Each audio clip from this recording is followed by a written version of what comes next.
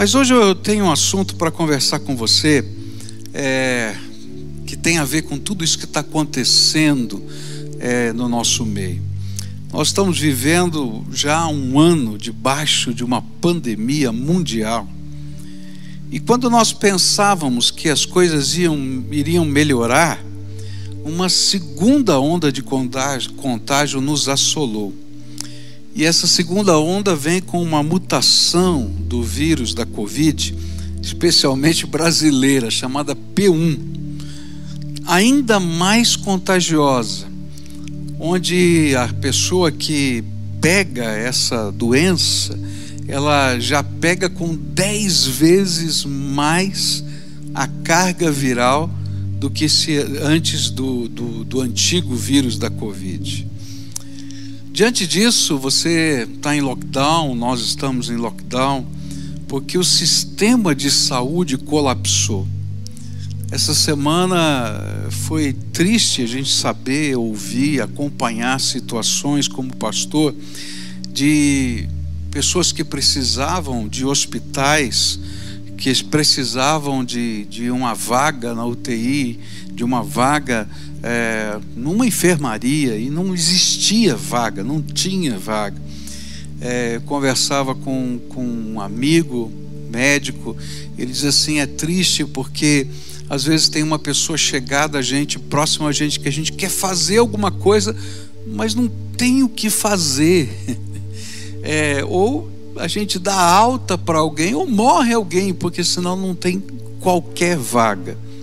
O maior hospital aqui da nossa região, são mais de 1.500 leitos, teve que fechou as portas, não recebia mais ninguém, porque tudo estava ocupado.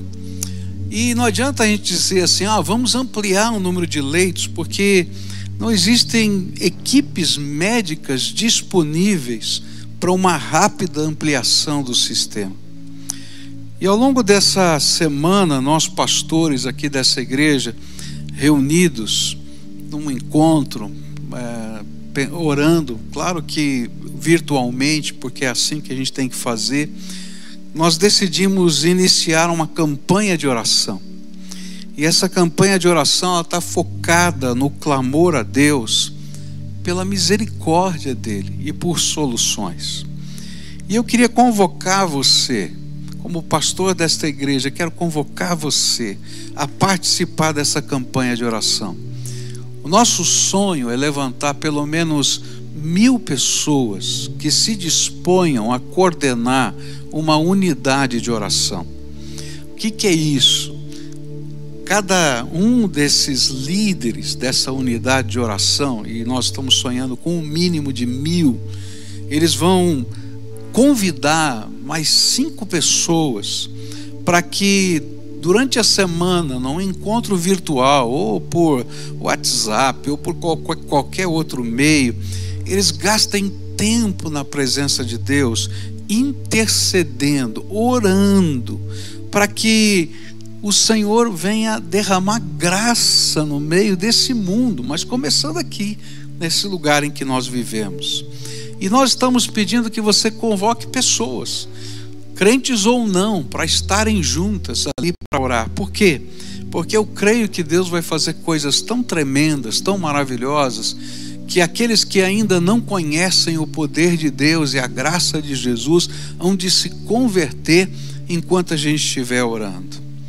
E eu queria também dizer para você que com essas unidades de oração funcionando, nós vamos também convocar ao longo dessa campanha alguns jejuns. Vamos estar divulgando o nosso relógio de oração para que ao longo de 24 horas do dia tenha alguém intercedendo pelas pessoas que estão sofrendo. E se você quiser liderar um grupo, uma unidade de oração, eu convoco então a participar de uma das 2 reuniões de orientação que teremos na próxima quinta-feira, dia 11 de março. Uma reunião vai ser às 19 horas e a outra vai ser às 21 horas. Como a gente vai usar uma ferramenta, não é? Essa ferramenta é um aplicativo que pode reunir pessoas. Então é preciso que você entre na página lá para você obter o link dessa reunião, não é? E cada reunião tem uma capacidade máxima de 1000 pessoas. Eu estou orando a Deus para que minha expressão de fé de ter pelo menos 1000 líderes, ela seja tremendamente ultrapassada e que a gente possa ter os 2000, que é essa capacidade máxima que a gente tem para cada reunião. E a ideia é que a gente possa ter o maior número de pessoas orando e clamando a Deus por misericórdia. E ali você vai poder adquirir, não adquirir, mas ter o link dessa reunião para poder entrar diretamente nessa ferramenta. E ao longo desse período, nós vamos estar pregando, eu e o Michel aqui, sobre oração.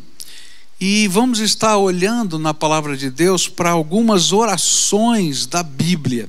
Então a gente vai aprender a orar com aqueles que oraram na palavra de Deus.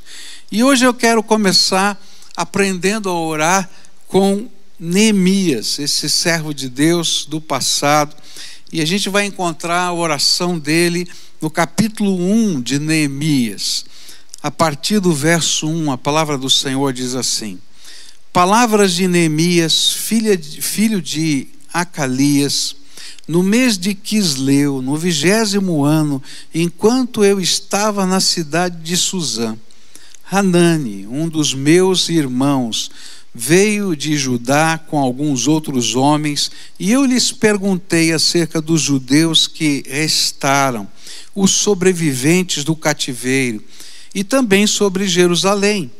E eles me responderam: aqueles que sobreviveram ao cativeiro e estão lá na província passam por grande sofrimento e humilhação. O muro de Jerusalém foi derrubado e suas portas foram destruídas pelo fogo. E quando ouvi essas coisas, sentei-me e chorei. Passei dias lamentando-me, jejuando e orando ao Deus dos céus. E então eu disse: Senhor, Deus dos céus, Deus grande e temível, fiel à aliança e misericordioso com os que te amam e obedecem os teus mandamentos, que os teus ouvidos estejam atentos e os teus olhos estejam abertos para a oração que o teu servo está fazendo diante de ti, dia e noite, em favor de teus servos, o povo de Israel. Confessa os pecados que nós, os israelitas, temos cometido contra ti. Sim, eu e o meu povo temos pecado. Agimos de forma corrupta e vergonhosa contra ti. Não temos obedecido aos mandamentos, aos decretos e às leis que deste ao teu servo Moisés. Lembra-te agora do que disseste a Moisés, teu servo. Se vocês forem infiéis, eu os espalharei entre as nações. Mas se voltarem para mim, obedecerem os meus mandamentos e os puserem em prática, mesmo que vocês estejam espalhados pelos lugares mais distantes debaixo do céu, de lá eu os reunirei e os trarei para o lugar que escolhi para estabelecer o meu nome. Estes são os teus servos, o teu povo. Tu os resgatastes com o teu grande poder e com o teu braço forte. Senhor, que os teus ouvidos estejam atentos à oração deste teu servo e à oração dos teus servos, que têm prazer em temer o teu nome. Faze com que hoje esse teu servo seja bem-sucedido, concedendo-lhe a benevolência deste homem. Pai querido, nesta hora tão difícil que vivemos como nação e como mundo, ó Pai, nós estamos aqui para levantar um clamor e pedir misericórdia.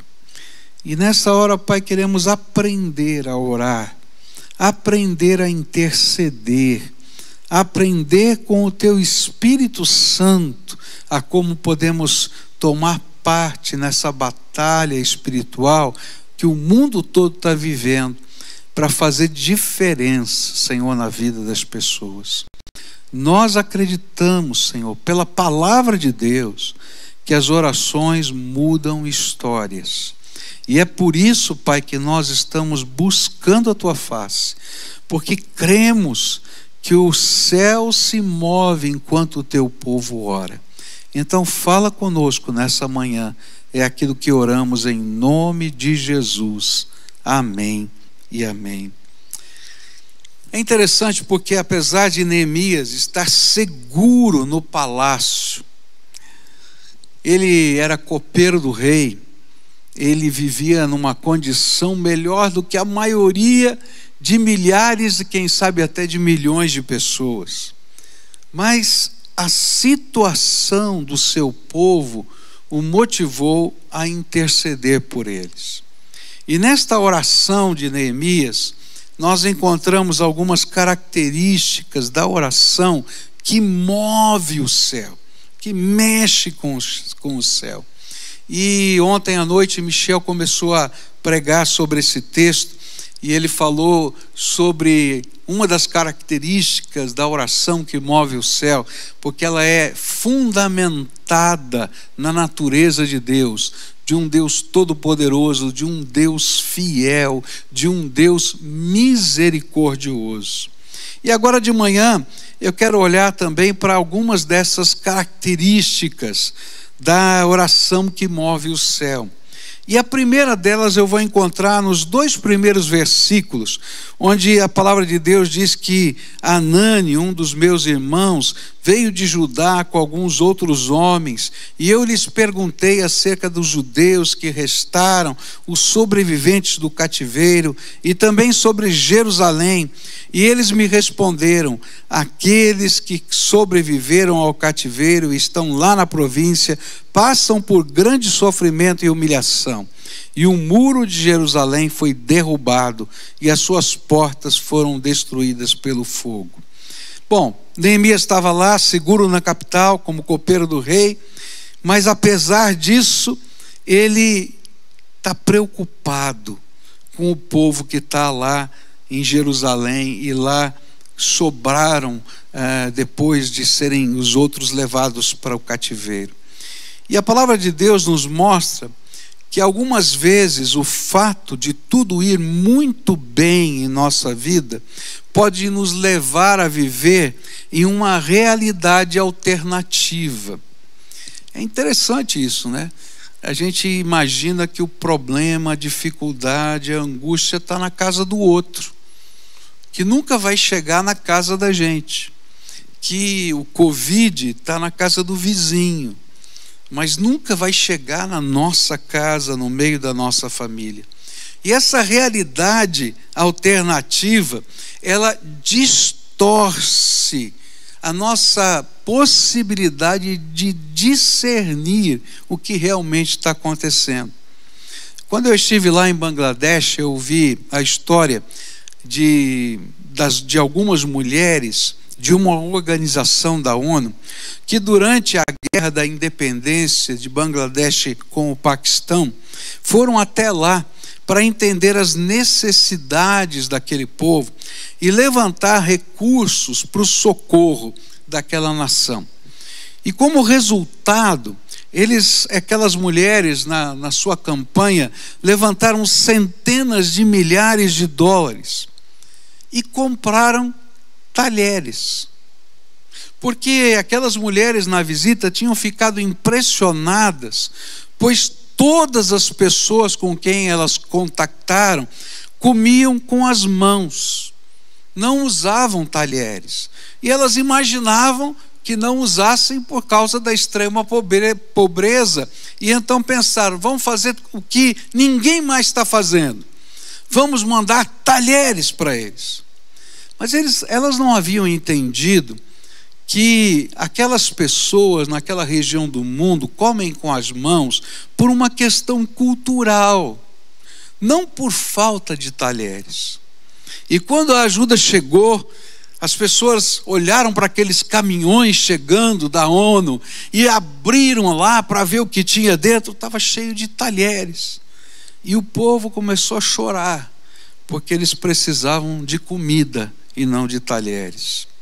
A oração que move o céu é feita pelo intercessor que está conectado à realidade à sua volta, que consegue discernir as verdadeiras necessidades do seu povo. E foi exatamente isso que Neemias fez. Ele sabia do sofrimento. E ali, na mensagem que ele recebeu de Anã, ele disse assim: muitos morreram. E lá eles estão chorando a morte dessas pessoas.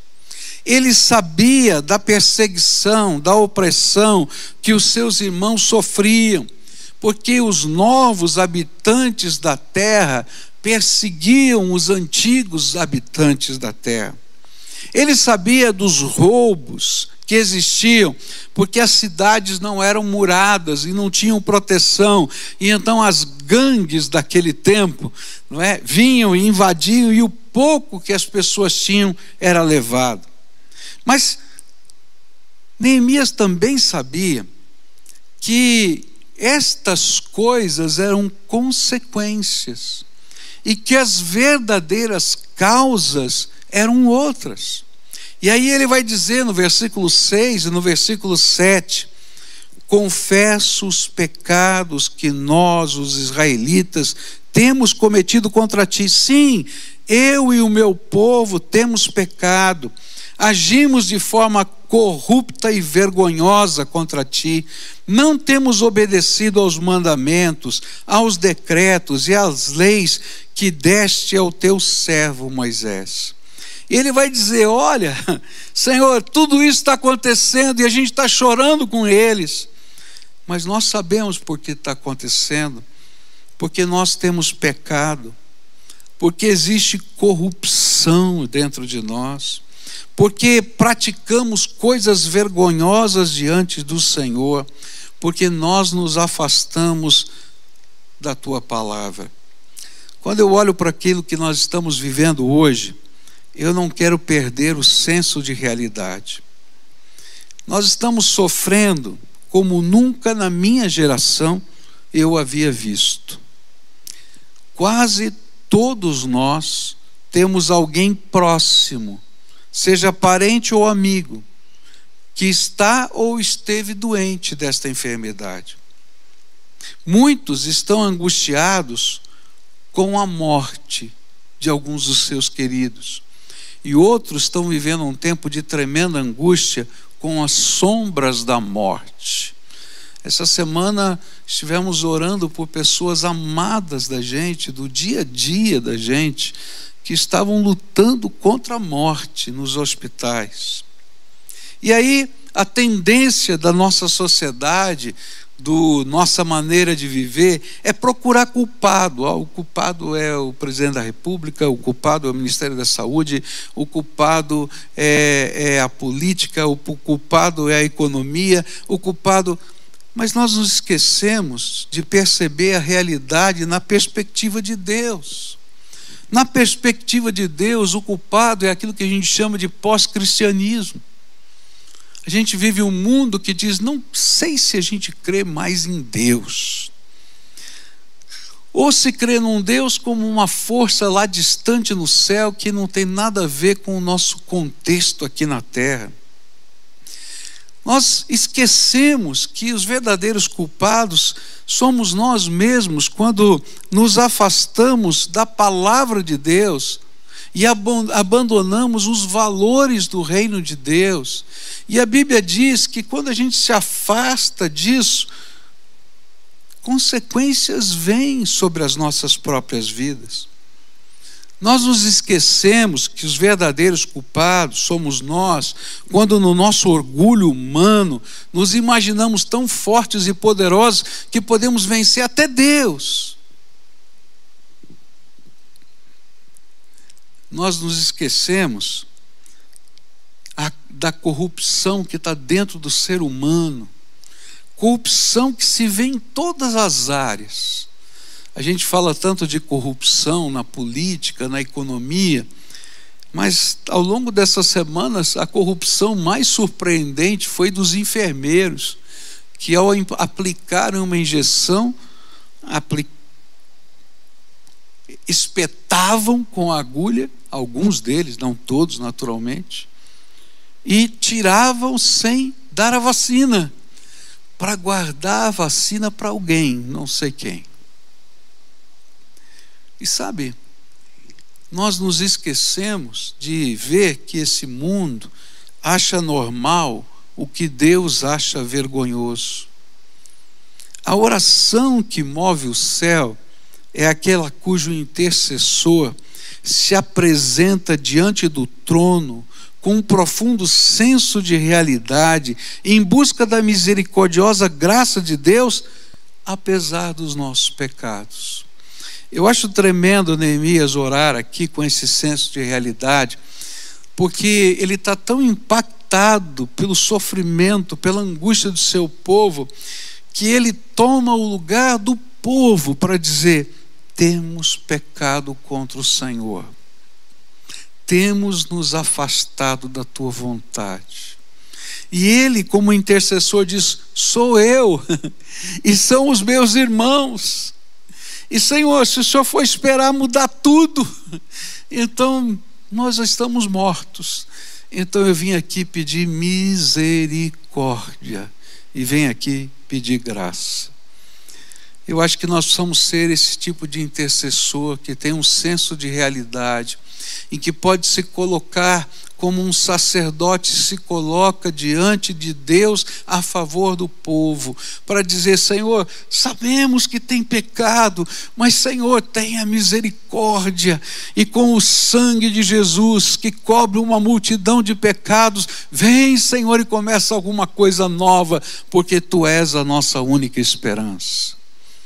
Eu vim aqui para desafiar você a assumir a sua missão sacerdotal e se colocar diante de Deus a favor de pessoas, e de olhar a realidade do sofrimento, da angústia, da dor, da morte, mas também do pecado que nos afasta, e entender que a única vacina que transforma é o poder do Senhor Jesus, o sangue de Jesus que nos purifica de todo pecado.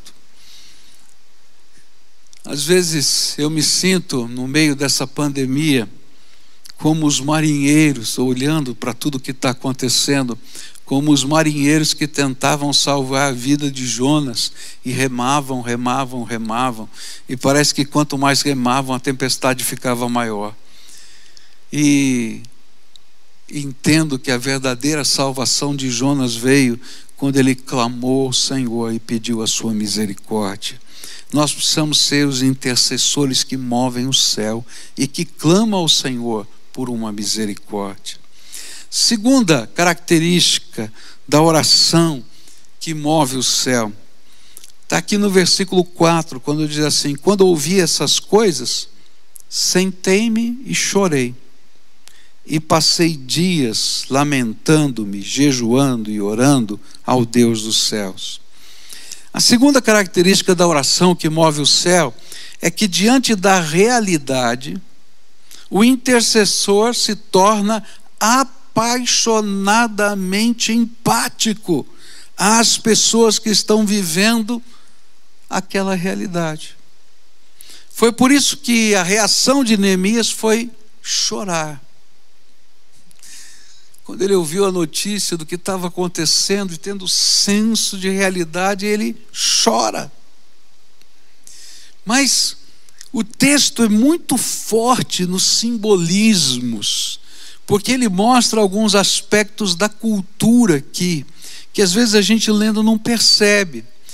Por exemplo, as expressões sentar, lamentar, jejuar e assim por diante, refletem a atitude de um pai de família que chora a morte do seu filho. Quando isso acontecia, esse pai rasgava as suas vestes e se vestia com um pano grosseiro, que eles chamavam de pano de saco. E era isso que representava a palavra lamentar. Quando essa palavra aparece na mente de quem leu lá no passado, estava assim: ele se vestiu de pano de saco e ele começou a chorar na presença do Senhor com as suas vestes rasgadas, e ainda a Bíblia diz que se cobria de cinzas. A palavra que está ali, sentei-me, não é? É a ideia de ficar sentado no chão nessa condição, coberto de cinzas. E em algumas versões diz, não comia nada ou fazia jejum. É porque esse pai que tinha perdido o filho ficava em jejum, não comia nada, porque ele estava tão triste que nada descia. E o texto expressa com uma veemência a ideia de que Neemias orou por seu povo de uma forma apaixonadamente empática, como se ele mesmo estivesse lá, como se ele estivesse clamando juntamente com eles, como se estivesse com eles naquela hora e como se fosse ele que estivesse vivendo aquela tristeza. Ele estava no palácio, mas ele se sentia como alguém que estivesse em Jerusalém sofrendo. Tremendo é saber como é que a oração funciona. Como é que ela funciona? Esta semana eu estava relendo um livro de Wesley Duell, Toque o Mundo através da Oração, muito interessante, onde o autor mostrava através de vários textos da palavra que quando oramos, mesmo que estejamos distantes, nos fazemos presentes em meio às batalhas que outros estão vivendo. Sabe, quando a gente está orando aqui, intercedendo dessa maneira apaixonadamente empática, nós estamos lá, junto com aquela pessoa, e a nossa oração está fazendo efeito na vida daquela pessoa. Eu vi um testemunho impressionante nesses dias de uma senhora que estava internada na UTI de um hospital com Covid e estava muito mal. E durante uma noite, né, porque quando as pessoas estão ruins assim, eles colocam a pessoa de bruço, né, chamam de posição prona, e eles colocam de bruço ali, e ela naquela posição de bruços, ali naquela condição, passando mal, ela não sabe se teve um sonho ou se teve uma visão, mas ela sentiu como se Jesus estivesse sentando na cama, no leito do hospital. E aí ele tinha um unguento nas suas mãos e passava nas suas costas. E ali estava acariciando as suas costas com aquele unguento. E aquele sonho, visão, não sei direito, ela não sabia explicar, ela passou. E no dia seguinte ela começou a melhorar, até que saiu do hospital. E ela disse, eu tenho certeza que Jesus me visitou. Mas sabe o que estava acontecendo naquela hora? Tinham várias pessoas que estavam intercedendo, clamando, pedindo que o Senhor visitasse aquela mulher. E enquanto aquele povo estava orando, o Senhor Jesus visitou aquela mulher, derramou graça. Eu vi de uma outra situação essa semana, de um irmão nosso, querido, que estava morrendo. O médico disse, olha, nós não sabemos se vamos conseguir tirá-lo daqui. E ele continua internado. Nós não sabemos. Os níveis de saturação dele estão baixíssimos com tudo que a gente está fazendo. Me falaram níveis que eu nem sei se são possíveis, então não vou dizer o número aqui, porque eu nem sei se eles são possíveis, acho estranho demais, de tão baixos. Mas de repente, daquela madrugada para o dia seguinte, os níveis de saturação foram a 96 e ninguém sabia explicar por quê. Eu sei por quê. Porque quando a gente ora dessa maneira, a gente toca as pessoas e a gente invade o lugar do sofrimento, porque o Senhor Jesus vai e visita ouvindo e respondendo às nossas orações. Quando você entra na presença de Deus, sentindo como se fosse o outro e orando como se ele orasse, você move o céu na direção do alvo da oração. E sabe por quê? Porque você é capaz de entender o que Deus sente pelos seus filhos. A palavra de Deus diz que Deus nos ama tanto, mas tanto, que deu o seu único filho, o seu Filho unigênito, para que todo aquele que nele crê não pereça, mas tenha vida eterna. E quando ele vê esse sentimento no coração de um intercessor, esse mesmo amor, essa mesma compaixão, ele é movido de íntima compaixão. É isso que a Bíblia diz. Sabe por quê? Isso é tão tocante no coração de Deus, porque você assume a missão sacerdotal em nome de Jesus. A palavra de Deus diz que Jesus é o nosso sumo sacerdote que intercede por nós junto ao Pai. E de repente, esse sumo sacerdote tem um coro atrás dele, de pequenos sacerdotes, eu e você, dizendo: Senhor Jesus, tem misericórdia. Deus Pai, tem misericórdia. Senhor, derrama graça misericordiosa, favor que não merecemos. E Deus se compadece. Hoje o Senhor o convoca a chorar, a jejuar, a confessar os pecados, a ser sacerdócio real de Cristo nessa terra. Sabe, como nós somos duros de coração. Quanto tempo faz que nós não choramos os pecados da nossa nação? A gente se conforma com eles. Quanto tempo faz que nós não choramos na presença de Deus as dores da nossa nação? Quanto tempo faz que o clamar pela graça misericordiosa do nosso Salvador é às vezes somente um chavão da nossa oração e não um sentimento de alma? Hoje eu estou aqui para convidar você a ser um intercessor, a entrar nessa batalha espiritual junto conosco, a favor da nossa terra, da nossa nação, da nossa cidade, das pessoas que estão sofrendo. Terceira característica de uma oração que move o céu. Essa é uma oração persistente.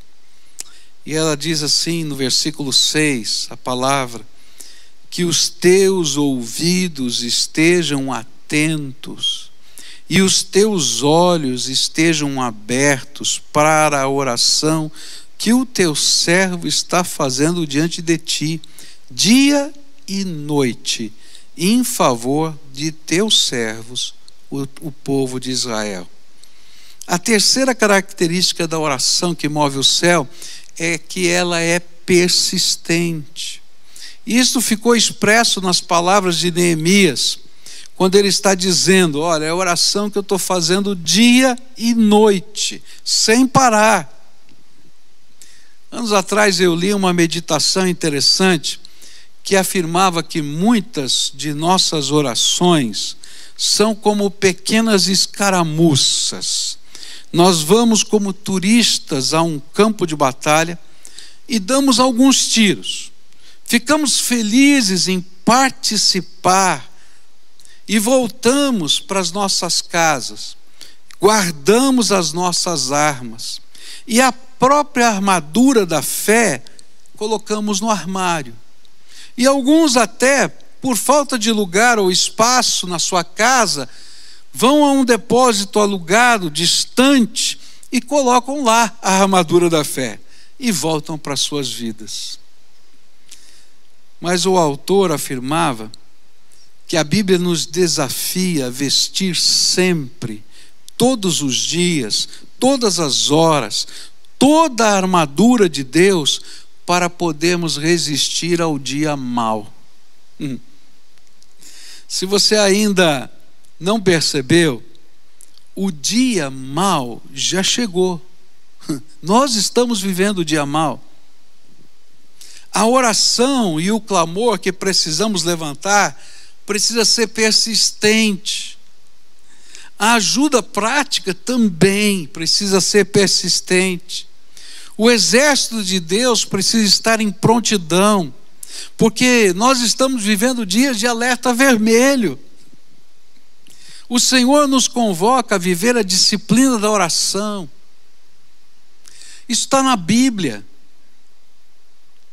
E a minha pergunta é: qual é o seu turno como sentinela?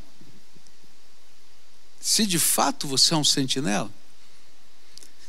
A palavra de Deus diz em Isaías 62, versículos 6 e 7: coloquei sentinelas em seus muros, ó Jerusalém, jamais descansarão dia e noite. Vocês que clamam pelo Senhor, não se entreguem ao repouso e não lhe concedam descanso, até que ele estabeleça Jerusalém e faça dela o louvor da terra. O que a Bíblia está dizendo? Ela está dizendo assim: olha, Deus está chamando sentinelas e está dizendo: permaneçam no seu lugar, no seu turno, não descansem dia e noite, até que o Senhor responda. Esse é o chamado de Deus. Mas lembra da ilustração que eu falei? Às vezes a gente vai lá dar uns tirinhos e quer guardar a armadura de Deus em algum lugar. Quanto tempo você tem se disposto a permanecer no lugar de sentinela? Queridos, nós estamos vivendo um momento em que só os milagres de Deus vão fazer diferença. E olha, quando vem uma coisa assim, ela chega à casa de todo mundo. Então, antes do dia mau, você precisa estar vestido com a armadura de Deus. Durante o dia mau, você precisa estar vestido com a armadura de Deus, até que a vitória venha. Quem são os soldados que você vai convocar para o seu batalhão? E o meu desafio é: leve alguns que não conhecem o poder do nome de Jesus para terem os seus olhos abertos por Ele, porque enquanto nós estivermos orando, coisas extraordinárias de Deus vão acontecer. Mas faça isso com uma disciplina perseverante na presença do Senhor. É interessante que Jesus relaciona essa persistência com fé. Às vezes a gente acha que fé é apenas uma crença inabalável, mas a Bíblia vai dizer que fé também é persistência inabalável. Em Mateus 18, versículos de 1 a 8, a Bíblia vai dizer exatamente isso. E então Jesus contou aos seus discípulos uma parábola para lhes mostrar que eles deveriam orar sempre e nunca desanimar. E ele disse: em certa cidade havia um juiz que não temia a Deus, nem se importava com os homens. E havia naquela cidade uma viúva que se dirigia continuamente a ele, suplicando-lhe: faze-me justiça contra o meu adversário. Por algum tempo ele se recusou, mas finalmente disse a si mesmo: embora eu não tema a Deus e nem me importe com os homens, esta viúva está me aborrecendo. Vou fazer-lhe justiça para que ela não venha me importunar. E o Senhor continuou: ouçam o que diz o juiz injusto. Acaso Deus não fará justiça aos seus escolhidos que clamam a Ele dia e noite? Continuará fazendo-os esperar? Eu lhes digo: Ele lhes fará justiça e depressa. Contudo, quando o Filho do Homem vier, encontrará fé na terra? Olha que coisa tremenda a pergunta que é feita aqui. Será que quando o Senhor Jesus vier, vai encontrar gente persistente persistente em oração. Eu me lembro de um velho hino, né, que diz assim: em fervente oração, vem o teu coração na presença de Deus derramar, mas só pode fruir o que estás a pedir quando tudo deixares no altar. Então, antes de terminar esse sermão, Samuel, se você pudesse cantar essa música para a gente, com essa equipe de louvor, e eu queria que você olhasse para você. Sabe, esse aqui é o tipo de oração de um intercessor, oração que move o céu, oração perseverante, oração empática, oração que tem senso de realidade. Essa é a oração que o Senhor quer que vivamos. Em fervente oração, vem o teu coração na presença de Deus derramar, mas só podes fruir o que estás a pedir quando tudo deixares no altar.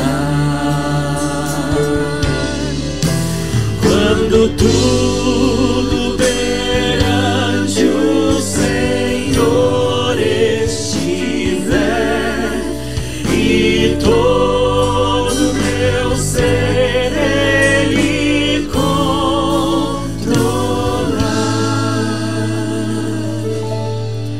só então has de ver que o Senhor tem poder quando tudo deixares no altar. Maravilhas de amor te fará o Senhor, atendendo a oração que aceitar. Seu imenso poder te virá socorrer quando tudo deixares no altar. Quando tudo perante o Senhor estiver e todo teu ser Ele controlar, só então has de ver que o Senhor tem poder quando tudo deixares no altar. Se orares, porém, sem que o teu coração tenha a paz que o Senhor pode dar, foi por Deus não sentir que tua alma se abriu, tudo deixando no altar. Quando tudo perante o Senhor estiver e todo teu ser Ele controlar,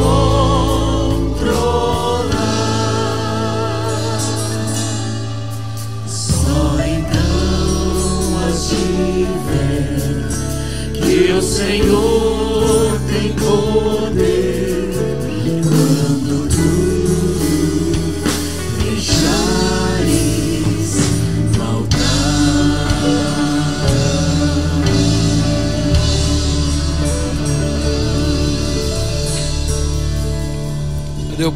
Quando eu penso nesse hino e na pergunta que Jesus fez nessa parábola, será que o Filho do Homem, quando vier, encontrará fé na terra?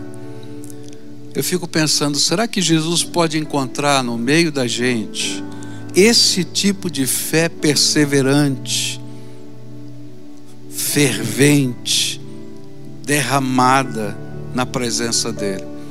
Por isso hoje Jesus o convida. Por isso hoje eu o convido a ser alguém que não somente tem senso de realidade, que tem empatia, mas que também tem disciplina persistente na intercessão. E a última coisa que eu queria deixar com você nessa manhã é que a oração que move o céu, ela é feita em concordância com os irmãos. É interessante, eu posso orar sozinho, mas a Bíblia diz que quando a gente ora juntos, parece que há um mover diferente no céu. E aqui no versículo 11 ele diz assim: Senhor, que os teus ouvidos estejam atentos à oração deste teu servo e à oração dos teus servos que tem prazer em temer o teu nome. Faze com que hoje esse teu servo seja bem sucedido e concede-lhe a benevolência deste homem. A quarta característica da oração que move o céu é que ela é feita em concordância com outros intercessores. A ideia que o texto nos passa é que o que parecia ser um mover solitário no coração de Neemias, agora já era um movimento envolvendo outras pessoas. É interessante que, se você comparar o capítulo 1 com o capítulo 2, você vai perceber que são meses diferentes que aparecem ali. Eles estão marcados no calendário, que é o calendário hebraico, bem diferente do nosso. Mas a ideia é que existe um intervalo de cerca de 4 meses, em que a notícia de Hanani e a oração de Neemias começou, e talvez começou solitária, e depois ele foi chamando outras pessoas, quem sabe o próprio Hanani, aqueles que tinham ido à caravana a Jerusalém, depois outros que por causa da paixão empática do coração de Neemias, dos seus irmãos, começaram a se unir em oração, e ali já se passavam 4 meses de perseverança em oração, quando ele vai falar com o rei. A Bíblia não fala, mas eu creio que foi essa paixão do coração de Neemias que deve ter influenciado outros a participarem deste movimento de oração. E é por isso que nós estamos clamando a Deus para levantar pelo menos 1000 pessoas empaticamente apaixonadas, como Neemias, que levantem cada um mais 5 para estarem clamando a Deus por socorro e graça, para que possamos ver a nossa terra sendo sarada, curada e transformada. Deus nos falou através dessa oração de 4 características que movem o céu. Uma oração que tem um profundo senso de realidade, tanto daquilo que está acontecendo fisicamente como no mundo espiritual. Uma oração empaticamente apaixonada, fervente. Uma oração persistente e uma oração em concordância. Se você é alguém que tem Jesus como Senhor da sua vida, Ele o está convocando para vestir toda a armadura de Deus, para a gente poder resistir nestes dias maus. E eu queria orar hoje com você, consagrando a sua vida como um sacerdote intercessor. No Velho Testamento, a consagração era uma cerimônia diferente.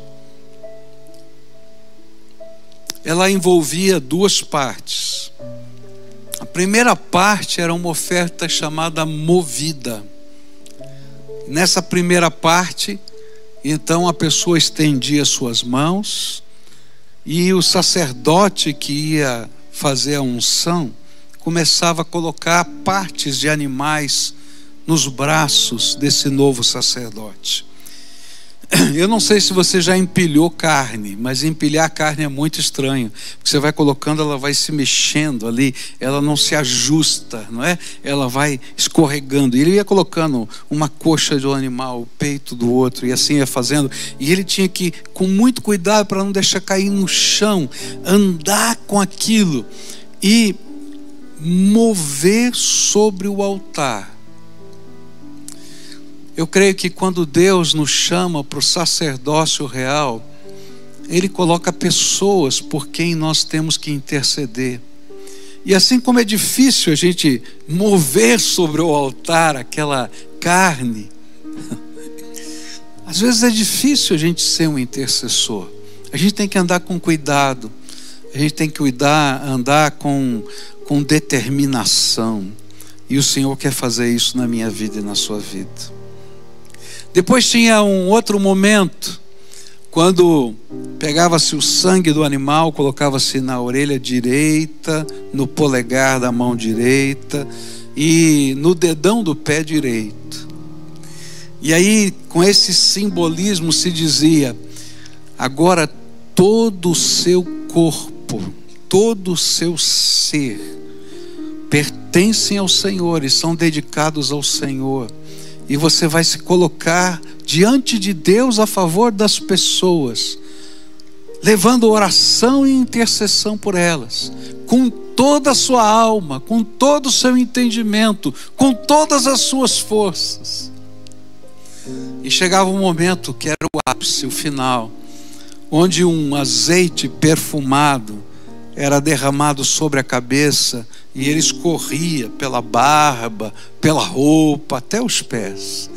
E ele dizia: agora, porque você se colocou nessa posição, eu te revisto do meu poder e da minha autoridade. Sabe o que eu sinto no meu coração? É que Deus nos está chamando para algo assim. E enquanto nós movemos sobre o altar, e enquanto nós colocamos toda a alma, toda a nossa força e todo o nosso entendimento nesse projeto, o Senhor vai abrir as janelas dos céus e derramar o azeite do Espírito Santo sobre o seu povo, e vai dizer: eu estou revestindo do meu poder e da minha graça. E é por isso que Jesus vai dizer: olha, tudo quanto pedirdes em meu nome ao Pai, eu farei, para que o Pai seja glorificado no Filho. É por isso que os apóstolos tinham certeza de que, enquanto pregavam a palavra, os sinais e prodígios do Senhor confirmariam a mensagem. Hoje eu quero orar por você. Você que quer mover coisas complicadas sobre o altar, que quer colocar toda a sua alma, todo o seu entendimento, toda a sua força para servir ao Senhor num projeto tremendamente espiritual. E quero pedir que o Senhor revista do óleo, do azeite sobre a sua vida. Curve a sua fronte agora onde você está e ore ao Senhor comigo. Senhor, levanta no meio do teu povo um sacerdócio real. Nós que somos, segundo a tua palavra, a nação santa, faz de nós também sacerdócio real. E nessa hora eu quero te pedir, Pai, enquanto o teu povo estiver movendo sobre o teu altar aquilo que é tão complicado na vida humana, enquanto eles estiverem dispondo de tempo, vontade, força, ânimo, entendimento nesse projeto, oh Pai, começa a derramar do poder do teu Espírito, começa a derramar da unção, que milagres do Senhor comecem a se revelar no meio do teu povo, que pessoas sejam salvas por causa do temor do Senhor que vai surgir na alma.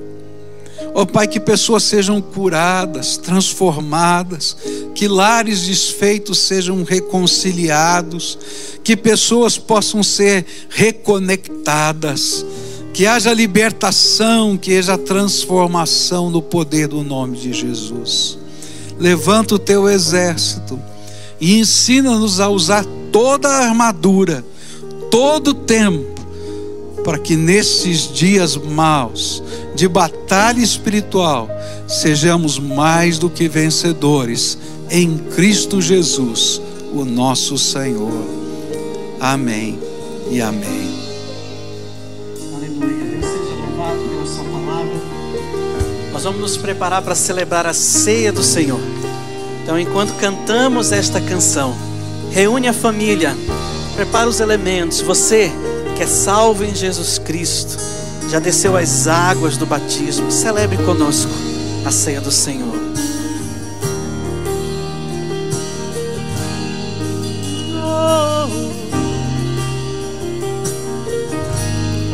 Só em Jesus esperarei, minha canção e minha luz. No seu amor firmado estou, sempre vencendo toda dor. Que grande amor, profunda paz, que vem de ti, satisfaz, consolador, meu tudo enfim. No seu amor firmado estou. Oh, oh,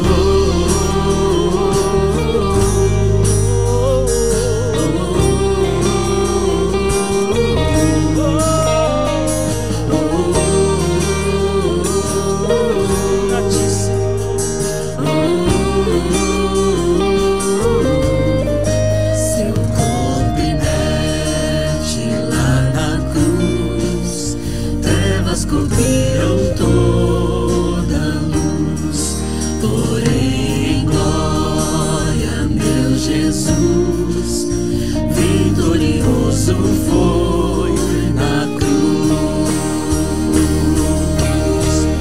Em majestade ele venceu e vida eterna a todos deu.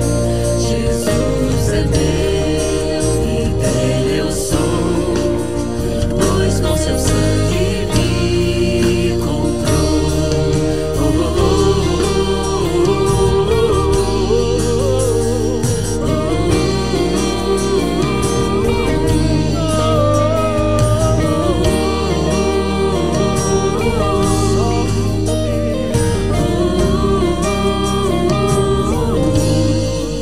no seu poder eu livre estou, a minha culpa retirou, a minha dívida